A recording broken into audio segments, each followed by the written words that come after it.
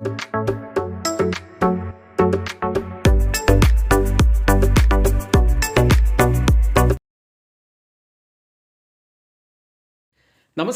ഏവർക്കും study Nifty മലയാളത്തിന്റെ daily market ന്യൂസിലേക്ക് സ്വാഗതം. ഇന്ന് ജൂലൈ 31 ബുധനാഴ്ചയാണ്. ആദ്യം നമുക്ക് പറയാതെ പോകാൻ കഴിയാത്ത ഒരു വാർത്തയുണ്ട്. വയനാട് ഉരുൾപൊട്ടൽ ഉണ്ടായി, നിരവധി ആളുകൾ മരണപ്പെട്ടു. വളരെ വേദനയോടെയാണ് ഇന്നലെ രാവിലെ നമ്മൾ ആ വാർത്ത കേട്ടത്. എന്തായാലും ഒരുപാട് പേരെ രക്ഷിക്കാൻ കഴിയട്ടെ എന്ന് ആത്മാർത്ഥമായി പ്രാർത്ഥിക്കുന്നു. ഇനി നമുക്ക് മാർക്കറ്റിലേക്ക് വന്നാൽ US മാർക്കറ്റുകൾ ഇന്നലെ ഒരു മിക്സഡ് ആയ അവസ്ഥയിലാണ് ക്ലോസ് ചെയ്യുന്നത്. അതിൽ തന്നെ നാസ്ഡാക്ക് ആണ് വലിയ നഷ്ടമുണ്ടാക്കിയത്. 222 പോയിന്റ്സ്, അതായത് 1.28% ഇന്നലെ ഇടിഞ്ഞത്. ഇന്ത്യൻ മാർക്കറ്റിലേക്ക് വന്നാൽ ഇന്നലെ മറ്റൊരു മുഖ്യമായ കാര്യമുണ്ടായത്, F&O ട്രേഡിംഗിൽ സെബി നിയന്ത്രണങ്ങൾ കൊണ്ടുവരുന്നു എന്ന് ഏറെക്കുറെ ഉറപ്പായി കഴിഞ്ഞു. സെബി ഔദ്യോഗികമായി തന്നെ അതിന്റെ വിശദീകരണങ്ങൾ ഇന്നലെ തരികയും ചെയ്തു. മാത്രമല്ല, ഇന്ന് മാർക്കറ്റിലേക്ക് നമ്മൾ പോകുന്നതിന് മുൻപ് ഒത്തിരിയേറെ ശ്രദ്ധിക്കേണ്ടതായ കാര്യങ്ങൾ നമ്മളിവിടെ പറഞ്ഞു പോകുന്നുണ്ട്. അപ്പോൾ വീഡിയോ അവസാനം വരെയും കാണാൻ ശ്രമിക്കുക. ചാനൽ സബ്സ്ക്രൈബ് ചെയ്യാൻ വിട്ടുപോയിട്ടുണ്ടെങ്കിൽ ചാനൽ ഒന്ന് സബ്സ്ക്രൈബ് ചെയ്യുക. മാത്രമല്ല, വീഡിയോ ലൈക്ക് ചെയ്യാൻ മറക്കരുത്. ഇപ്പോൾ തന്നെ വീഡിയോ ലൈക്ക് ചെയ്യുക. ഇന്നത്തെ ഏറ്റവും ബ്രേക്കിംഗ് ആയ വാർത്ത, F&O ട്രേഡിംഗിൽ സെബി നിയന്ത്രണങ്ങൾ കൊണ്ടുവരുന്നു. ഫ്യൂച്ചർ ആൻഡ് ഓപ്ഷൻ F&O വിപണിയിലെ അമിതമായ ഊഹക്കച്ചവടങ്ങൾ നിയന്ത്രിക്കുന്നതിന് ക്യാപിറ്റൽ മാർക്കറ്റ് റെഗുലേറ്റർ സെബി ചൊവ്വാഴ്ച നിരവധി കാര്യങ്ങൾ പ്രപ്പോസ് ചെയ്തിരിക്കുന്നു. F&O സെഗ്മെന്റിൽ നിയന്ത്രണങ്ങൾ വരും എന്ന് നമ്മൾ അറിഞ്ഞിരുന്നതാണ്. എന്നാൽ അതിൽ ഒരു ഔദ്യോഗിക സ്ഥിരീകരണം അത് സെബി ചെയർമാന്റെ ഭാഗത്തു നിന്നും ഇപ്പോൾ വന്നിരിക്കുന്നു. ഇനി ഈ പ്രപ്പോസലിന്റെ പ്രസക്തമായ കുറച്ച് കാര്യങ്ങളിലേക്ക് നമുക്ക് പോകാം. മിനിമം കരാർ മൂല്യം 20 ലക്ഷം രൂപയായി വർദ്ധിപ്പിക്കുന്നു. അപ്പോൾ മുൻപ് അത് 5 മുതൽ 10 ലക്ഷം വരെയായിരുന്നു. ഇപ്പോൾ അത് ഇരട്ടിയാക്കുകയാണ്, അതായത് 20 ലക്ഷം വരെ ആക്കുന്നു. ഇനി ഇതുകൂടാതെ അടുത്ത 6 മാസത്തിനുള്ളിൽ കരാർ മൂല്യം 20 മുതൽ 30 ലക്ഷം രൂപയാക്കും എന്നും സെബി പറയുന്നുണ്ട്. മിനിമം കരാർ മൂല്യം 20 ലക്ഷം രൂപയാക്കി വർദ്ധിപ്പിക്കുകയാണെങ്കിൽ നമുക്ക് F&O മാർക്കറ്റിൽ വ്യാപാരം നടത്തണമെങ്കിൽ വാങ്ങാൻ കഴിയുന്ന ഏറ്റവും ചെറിയ കരാറിന് ഏകദേശം 20 ലക്ഷം രൂപയായിരിക്കും എന്നാണ് പറയുന്നത്. മറ്റൊരു പ്രധാനപ്പെട്ട പ്രപ്പോസൽ പറയുന്നത്, പ്രതിവാര ഓപ്ഷൻ കരാറുകൾ ഒരൊറ്റ ബെഞ്ച് മാർക്കിലേക്ക് പരിമിതപ്പെടുത്തുന്നു. അതായത് ഇപ്പോഴത്തെ ഒരു നില എന്താണെന്ന് വെച്ചാൽ, മിഡ് ക്യാപ് നിഫ്റ്റി തിങ്കളാഴ്ച എക്സ്പയറി ഉണ്ടാവും, ഫിൻ നിഫ്റ്റി ചൊവ്വാഴ്ച എക്സ്പയറി, ബുധനാഴ്ച ബാങ്ക് നിഫ്റ്റി, വ്യാഴാഴ്ച നിഫ്റ്റി, കൂടാതെ ബാങ്ക് എക്സിന്റെ തിങ്കളാഴ്ചയാണ്, സെൻസെക്സിന്റെ വെള്ളിയാഴ്ചയാണ്. നിലവിൽ എല്ലാ ദിവസവും എക്സ്പയറി ഉണ്ട്. എന്നാൽ ഈ നിയമം വരുന്നതോടെ ഒറ്റ എക്സ്പയറി മാത്രമായി അത് ചുരുങ്ങും. മറ്റൊരു പ്രധാനപ്പെട്ട പ്രപ്പോസൽ ഉള്ളത്, മുൻകൂർ പ്രീമിയം പേയ്മെന്റുകൾ ആവശ്യമാണ്. നമ്മളൊരു ഓപ്ഷൻ കരാർ വാങ്ങുന്ന സമയത്ത് മുഴുവൻ പ്രീമിയം തുകയും മുൻകൂറായി നൽകണം. അതായത് മാർജിൻ പേയ്മെന്റുകൾ നൽകി നമുക്ക് ട്രേഡ് ചെയ്യാൻ കഴിയുന്ന അവസരങ്ങൾ ഇല്ലാതാവുകയാണ്. മുഴുവൻ പേയ്മെന്റും ആദ്യം തന്നെ നമ്മൾ അടയ്ക്കേണ്ട ഒരു അവസ്ഥയാണ് ഇനി വരുന്നത്. മറ്റൊരു ഹൈലൈറ്റ് ആയ പ്രപ്പോസൽ ഉള്ളത്, സ്ട്രൈക്ക് പ്രൈസുകളുടെ എണ്ണം കുറയ്ക്കുന്നു. ഒരു പ്രത്യേക ഓപ്ഷൻ കരാറിന് നിലവിൽ 50 വ്യത്യസ്ത സ്ട്രൈക്ക് പ്രൈസുകളാണുള്ളത്. എന്നാൽ സെബിയുടെ പുതിയ നിയമങ്ങൾ ഈ എണ്ണം 20 ആക്കി കുറയ്ക്കും എന്നാണ് പറയുന്നത്. സ്ട്രൈക്ക് പ്രൈസുകൾ പരമാവധി കുറയ്ക്കുന്നത് വിപണിയെ സങ്കീർണമാക്കാനും അമിതമായ ഊഹക്കച്ചവടം കുറയ്ക്കാനുമാണ് ഇത് ഉദ്ദേശിക്കുന്നത്. മറ്റൊരു പ്രസക്തമായ കാര്യം കൂടി ഒന്ന് പറഞ്ഞു പോവേണ്ടത്, ഫെബ്രുവരി ആദ്യവാരത്തിൽ $6 ട്രില്യൺ വിറ്റുവരവ് F&O സെഗ്മെന്റിന്റെ വിറ്റുവരവ് എത്തിയിരുന്നത്. അതായത് F&O വോളിയം ലോകത്തിലെ ഏറ്റവും ഉയർന്ന തലത്തിലേക്ക് കുതിച്ചുയർന്നിരുന്നു. ഇതുകൂടാതെ 2024 സാമ്പത്തിക വർഷത്തിൽ 52,000 കോടി രൂപയാണ് F&O സെഗ്മെന്റിൽ നഷ്ടമുണ്ടാക്കിയിരിക്കുന്നത് എന്നും പറയുന്നുണ്ട്. അപ്പോൾ ഈ കാരണങ്ങളൊക്കെ കൊണ്ടാണ് ശക്തമായ നിയന്ത്രണങ്ങൾ F&O സെഗ്മെന്റിൽ വരുത്താൻ സെബി ഉദ്ദേശിക്കുന്നത്. മറ്റൊരു വാർത്തയുള്ളത്, അടുത്ത 5 വർഷത്തിനുള്ളിൽ ലോകത്തിലെ 3ാമത്തെ വലിയ സമ്പദ് വ്യവസ്ഥ ആകാനുള്ള പാതയിലാണ് ഇന്ത്യ എന്ന് ശ്രീ നരേന്ദ്രമോദി, ഇന്ത്യയുടെ പ്രധാനമന്ത്രി, ഇന്നലെ പറയുകയുണ്ടായി. ആഗോള നിക്ഷേപകർ ഇന്ത്യയെ ആകർഷകമായ നിക്ഷേപ കേന്ദ്രമായിട്ടാണ് കാണുന്നത്. ഇന്ത്യയുടെ വളർച്ചയ്ക്ക് സംഭാവന നൽകാനുള്ള അവസരം ഉപയോഗിക്കണമെന്ന് മോദി ആഭ്യന്തര വ്യവസായികളോട് അഭ്യർത്ഥിച്ചു. പ്രധാനമന്ത്രിയുടെ ഈ ഒരു പ്രസ്താവന വളരെ പോസിറ്റീവായി തന്നെ കാണണം. അടുത്തത് വേദാന്തയുടെ ഡീമർജർ സംബന്ധിച്ച ഒരു വാർത്ത കൂടി ഒന്ന് പറയാം. 6 സ്വതന്ത്ര ലിമിറ്റഡ് കമ്പനികളായി വിഭജിക്കാനുള്ള കമ്പനിയുടെ പദ്ധതിയിലെ ഒരു സുപ്രധാന ചുവടുവെപ്പ് ഇന്നലെ നടന്നിരുന്നു. ബിസിനസ് വിഭജിക്കാനായി സെക്യൂർഡ് ക്രെഡിറ്റേഴ്സിന്റെ 75% അപ്രൂവൽ ഇതിനോടകം ലഭിച്ചു കഴിഞ്ഞു. കമ്പനി ഇപ്പോൾ സ്റ്റോക്ക് എക്സ്ചേഞ്ചിൽ നിന്ന് ക്ലിയറൻസ് തേടുകയും നാഷണൽ കമ്പനി ലോ ട്രിബ്യൂണൽ അതിന്റെ വിഭജന പദ്ധതികൾ ഫയൽ ചെയ്യുകയും ചെയ്യും. ഇതുകൂടാതെ വിഭജിക്കുന്നതിനായി കമ്പനി അതിന്റെ ഓഹരി ഉടമകളിൽ നിന്നുകൂടി അനുമതി വാങ്ങേണ്ടതുണ്ട്. മറ്റ് ക്വാർട്ടർലി റിസൾട്ടുകൾ നോക്കാം. ആദ്യം ഇന്ത്യ മാർട്ടാണ്. നെറ്റ് പ്രോഫിറ്റായി രേഖപ്പെടുത്തിയിരിക്കുന്നത് 114 കോടി രൂപയാണ്. റവന്യൂവിൽ 331 കോടി രൂപയാണ് രേഖപ്പെടുത്തിയിരിക്കുന്നത്. കഴിഞ്ഞ ക്വാർട്ടറിൽ അത് 282 കോടി രൂപയായിരുന്നു. മറ്റൊരു കമ്പനി മാക്രോടെക് ഡെവലപ്പേഴ്സ് ആണ്.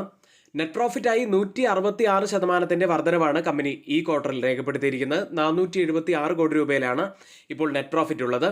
റവന്യൂ ഫ്രം ഓപ്പറേഷൻസ് ഉള്ളത് 2850 കോടി രൂപയിലാണ്. 76% വർധനവ് റവന്യൂയിലും വന്നിരിക്കുന്നു.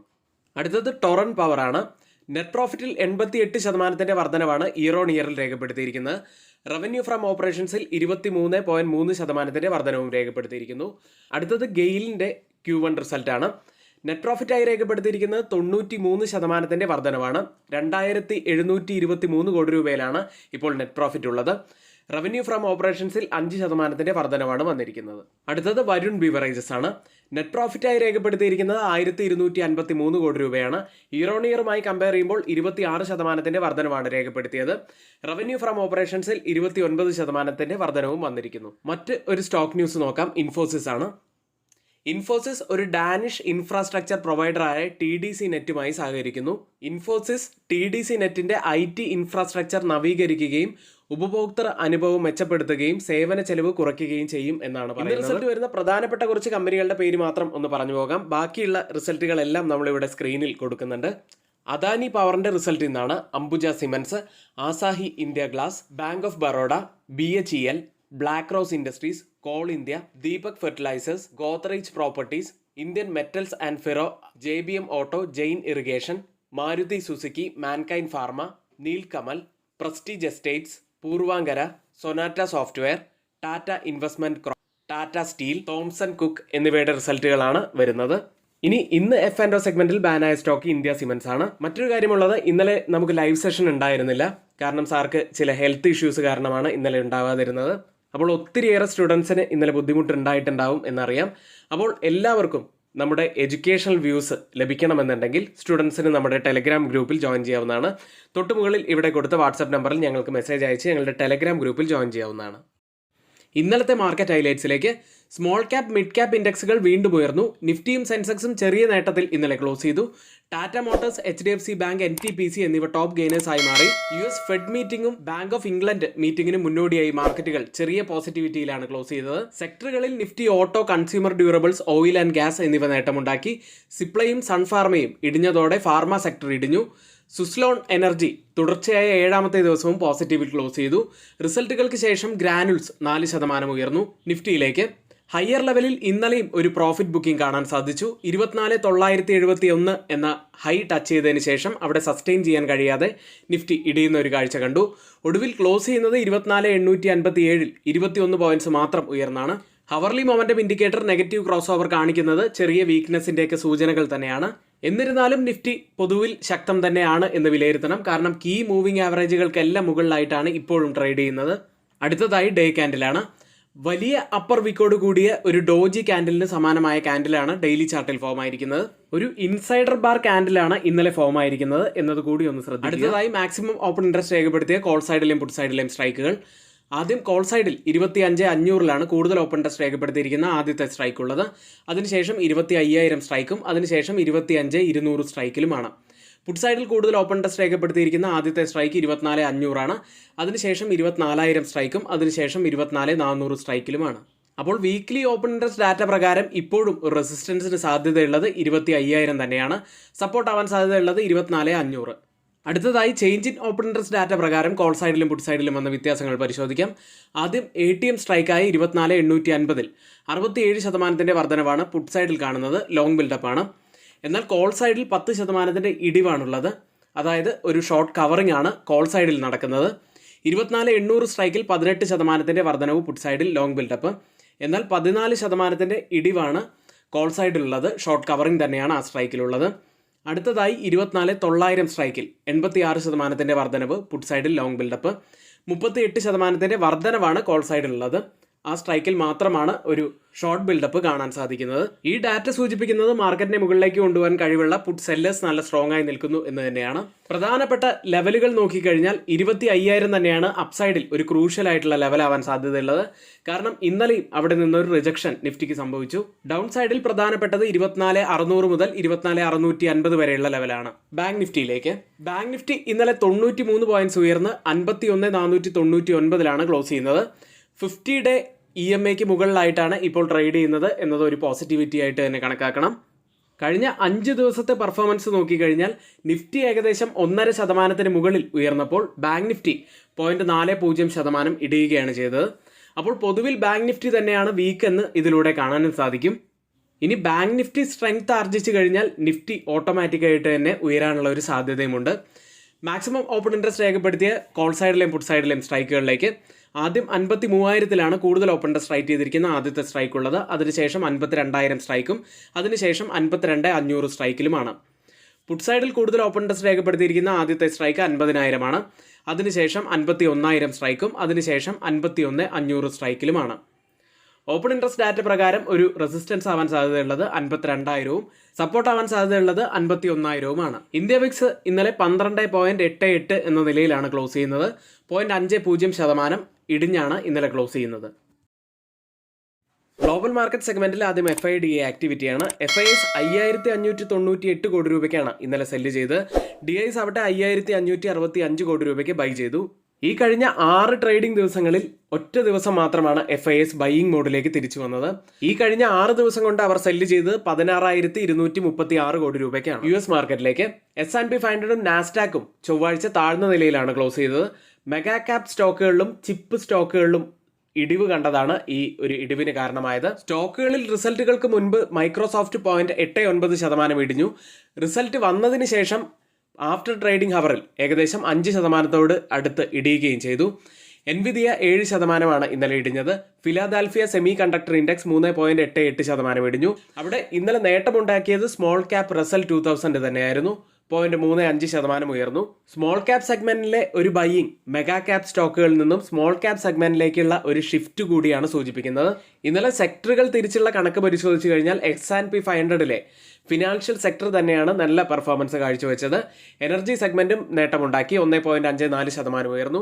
ഇനി ഇന്നത്തെ ഹൈലൈറ്റ് ആയ ഇവന്റ് ഫെഡ് മീറ്റിംഗ് തന്നെയാണ്. മീറ്റിംഗിനൊടുവിൽ 25 ബേസിസ് പോയിന്റ്സ് എങ്കിലും നിരക്ക് കുറയ്ക്കും എന്ന നേരിയ സാധ്യത വിപണി ഉറ്റുനോക്കുന്നുണ്ട്. എന്നാൽ CME ഫെഡ് വാച്ച് ടൂൾ അത്തരത്തിലുള്ള ഒരു പ്രതീക്ഷകളും നൽകുന്നില്ല. സെപ്റ്റംബറിൽ മാത്രമാണ് ഒരു റേറ്റ് കട്ടിനുള്ള സാധ്യതയുള്ളത് എന്ന് CME ഫെഡ് വാച്ച് ടൂൾ ഇപ്പോഴും കാണിച്ചു തരുന്നു. ഇന്നലെ ക്ലോസ് ചെയ്ത US മാർക്കറ്റുകളിൽ വലിയ നഷ്ടം നേരിട്ടത് 222 പോയിന്റ്സ് ഇടിഞ്ഞ നാസ്ഡാക്ക് ആണ്. 1.28% ഇടിഞ്ഞത്. S&P 500 0.50% ഇടിഞ്ഞു. ഡൗ ജോൺസ് 0.50% നേട്ടവും ഉണ്ടാക്കി. ഇപ്പോൾ ട്രേഡിംഗ് ആരംഭിച്ച US മാർക്കറ്റിന്റെ ഫ്യൂച്ചേഴ്സ് ഡൗ ജോൺസ് 0.36% ഇടിവിലാണ്. S&P 500 0.17% നേട്ടത്തിലും ട്രേഡ് ചെയ്യുന്നു. US ലിസ്റ്റ് ചെയ്ത ഇന്ത്യൻ കമ്പനികളുടെ പ്രകടനത്തിലേക്കാണ്. ആദ്യം ടെക് സൈഡിൽ ഇൻഫോസിസ് ഒരു മ്യൂട്ടഡ് അവസ്ഥയിലാണ് ഇന്നലെ ക്ലോസ് ചെയ്തത്. വിപ്രോ 0.65% ഇടിവിൽ ക്ലോസ് ചെയ്തു. ICICI ബാങ്ക് 0.35% നേട്ടത്തിൽ. HDFC ബാങ്ക് 0.37% ഇടിവിലും ഇന്നലെ ക്ലോസ് ചെയ്തു. ഡോക്ടർ റെഡ്ഡിയും റിലയൻസും 1% മുകളിൽ നഷ്ടത്തിലാണ് ഇന്നലെ ക്ലോസ് ചെയ്യുന്നത്. യൂറോപ്യൻ മാർക്കറ്റിലേക്ക് ഇന്നലെ UK മാർക്കറ്റ് ഒഴിച്ച് മറ്റെല്ലാ മാർക്കറ്റുകളും പോസിറ്റീവിൽ തന്നെയാണ് ക്ലോസ് ചെയ്തത്. ജർമ്മൻ മാർക്കറ്റ് ഡാക്സ് 0.49% നേട്ടത്തിൽ. ഫ്രാൻസ് മാർക്കറ്റ് CAC 0.42% നേട്ടത്തിൽ. UK മാർക്കറ്റ് FTSE 0.22% ഇടിവിലാണ് ഇന്നലെ ക്ലോസ് ചെയ്യുന്നത്. പാൻ യൂറോപ്യൻ സ്റ്റോക്ക് 600 0.53% നേട്ടമുണ്ടാക്കി. കൺസ്ട്രക്ഷൻ ആൻഡ് മെറ്റീരിയൽ സ്റ്റോക്കുകളാണ് ഇന്നലെ അവിടെ കൂടുതൽ നേട്ടമുണ്ടാക്കിയത്. 1.37% ഉയർന്നത്.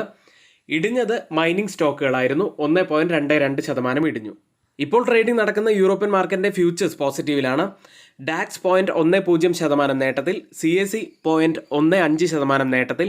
FTSE 0.09% നേട്ടത്തിലും ട്രേഡ് ചെയ്യുന്നു. ഇപ്പോൾ ട്രേഡിംഗ് ആരംഭിച്ച US മാർക്കറ്റുകളിൽ ഗിഫ്റ്റ് നിഫ്റ്റി ഉള്ളത് 24,923.50 എന്ന നിലയിലാണ്. 7 പോയിന്റ്സ് ഡൗൺ സൈഡിലാണ് ഇപ്പോൾ ട്രേഡ് ചെയ്യുന്നത്. അതായത് ഇപ്പോൾ സമയം 7 മണി കഴിഞ്ഞ് 10 മിനിറ്റ് ആണ്. ഇപ്പോഴത്തെ ഈ ഒരു നില വെച്ച് നിഫ്റ്റിയിൽ നമുക്കൊരു മ്യൂട്ടഡ് ഓപ്പണിങ്ങിനാണ് സാധ്യതയുള്ളത്. മറ്റ് ഏഷ്യൻ മാർക്കറ്റുകളിൽ ജപ്പാൻ മാർക്കറ്റ് നിക്കി 1% മുകളിൽ നഷ്ടത്തിലാണ് ഇപ്പോൾ ട്രേഡ് ചെയ്യുന്നത്. കോസ്പി മാർക്കറ്റ് 0.15% നേട്ടത്തിൽ. Taiwan market 0.25% ഇടിവിൽ. സിംഗപ്പൂർ മാർക്കറ്റ് 0.27% നേട്ടത്തിലുമാണ് ഇപ്പോൾ ട്രേഡ് ചെയ്യുന്നത്. ഹോങ്കോങ് മാർക്കറ്റും 0.40% നേട്ടത്തിലാണുള്ളത്. ഓയിൽ പ്രൈസുകൾ ചൈനയുടെ ഡിമാൻഡിനെ കുറിച്ചുള്ള ആശങ്കകളും മിഡിൽ ഈസ്റ്റ് സംഘർഷം രൂക്ഷമായതിനെ തുടർന്നും ഇന്നലെ ഓയിൽ പ്രൈസുകൾ ഒരിക്കൽ കൂടി ഇടിയുകയുണ്ടായി. ബ്രന്റ് ഫ്യൂച്ചേഴ്സ് ഉള്ളത് $75.75 പെർ ബാരൽ എന്ന നിലയിൽ 0.28% നേട്ടത്തിൽ. WTI ഉള്ളത് $75.53 പെർ ബാരൽ എന്ന നിലയിലാണ്. 1% മുകളിൽ നേട്ടത്തിലാണ് ഇപ്പോൾ WTI ഉള്ളത്. ഇന്ന് നമ്മൾ ശ്രദ്ധിക്കേണ്ട ഏറ്റവും പ്രധാനപ്പെട്ട കുറച്ച് വാർത്തകളാണ് ഇവിടെ ഷെയർ ചെയ്തിരിക്കുന്നത്. മറ്റുള്ളവയെല്ലാം നമ്മുടെ വ്യൂസ് മാത്രമാണ്. ഒരിക്കലും അതൊന്നും റെക്കമെൻഡേഷൻ ആയിട്ട് ആരും തന്നെ എടുക്കരുത്. വാർത്തകളെല്ലാം ഏറ്റവും ഓതറൈസ്ഡ് ആയിട്ടുള്ള സൈറ്റുകളായ Moneycontrol, Mint, CNBC, Financial Express തുടങ്ങിയ പ്രമുഖ മാധ്യമങ്ങളിൽ നിന്ന് മാത്രമാണ് എടുക്കാറുള്ളത്. മറ്റുള്ളവയെല്ലാം നമ്മുടെ വ്യൂസ് മാത്രമാണ്. അപ്പോൾ ഇന്നത്തെ വീഡിയോ ഇവിടെ പൂർത്തിയാവുന്നു. ഏവർക്കും നന്ദി.